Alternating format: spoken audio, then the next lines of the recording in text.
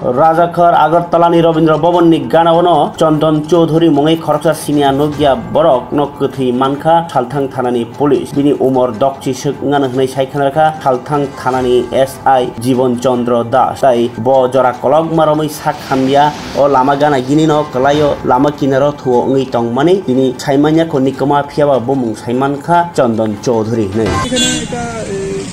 ইও পাওয়া গেল আজকে আমরা 9টা অনুমানিক 9টার দিকে খবর পেলাম যে একটা লোক এখানে পড়ে আছে সম্ভবত মৃত